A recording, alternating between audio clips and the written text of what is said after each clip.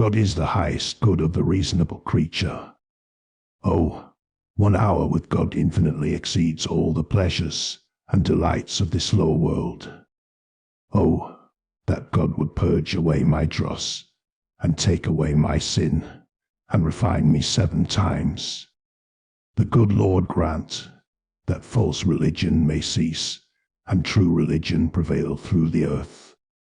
We ought not to limit God where he has not limited himself. Nothing grieves me so much as that I cannot live constantly to God's glory. All our good is more apparently from God because we are first naked and holy without any good, and afterwards enriched with all good. Prayer is as natural an expression of faith as breathing is to life. When indeed it is in God we live, and move, and have our being. We cannot draw a breath without his help. Faith abases men and exalts God.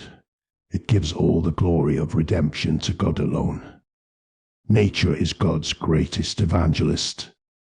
Godliness is more easily feigned in words than in actions. Resolution 1. I will live for God. Resolution 2. If no one else does, I still will. How can you expect to dwell with God forever if you so neglect and forsake him here? Greatest concern is not for your health or temporal welfare, but for the good of your soul. Though the harder the heart is, the more dead is it in sin, and the more unable to exert good affections and acts. Resolved never to do anything which I should be afraid to do if it were the last hour of my life. Of all kinds of knowledge that we can ever obtain, the knowledge of God and the knowledge of ourselves are the most important. That the will is always determined by the strongest motive. A man never, in any instance, wills anything contrary to his desires, or desires anything contrary to his will. For the very notion of the hardness of heart implies moral inability. Of all the knowledge that we can ever obtain, the knowledge of God and the knowledge of ourselves are the most important. Resolved to ask myself at the end of every day, week, month, and year, wherein I could possibly in any respect have done better. Resolved that I will live so, as I shall wish I had done when I come to die. He that sees the beauty of holiness or true moral good sees the greatest and most important thing in the world. Assurance is not to be obtained so much by self-examination as by action. Resolved to live with all my might while I do live, and as I shall wish I had done 10,000 years hence. Grace is the seed of glory, the dawning of glory in the heart, and therefore grace is the earnest of the future inheritance. Nothing is more certain than that there must be an unmade and unlimited being. From love arises hatred of those things which are contrary to what we love, or which oppose and thwart us in those things that we delight in. To mark all that I say in conversation, merely to beget in others a good opinion of myself, and examine it. The beauty of the world consists wholly of sweet mutual consents, either within itself or with the Supreme Being. You contribute nothing to your salvation except the sin that made it necessary.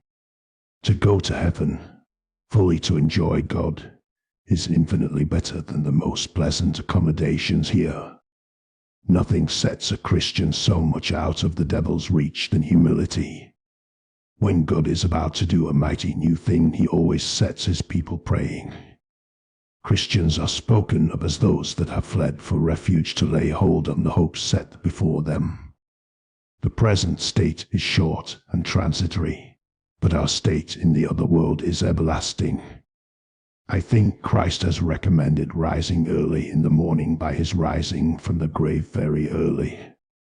He whose heart is fixed, trusting in Christ, need not be afraid. If you long to be more like Christ, then act like him, and walk as he walked. Envy is a spirit of dissatisfaction or opposition to the prosperity or happiness of other people. The foundation of the Christian's peace is everlasting. It is what no time, no change can destroy.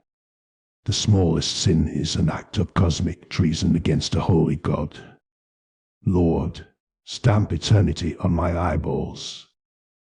Every Christian that goes before us from this world is a ransomed spirit waiting to welcome us in heaven. No degree of speculative knowledge of religion is any certain sign of true piety. Resolved, when I feel pain, to think of the pains of martyrdom and of hell. Unconverted men walk over the pit of hell on a rotten covering. I resolve to endeavor to my utmost to act and think as if I had already seen the happiness of heaven and the torments of hell.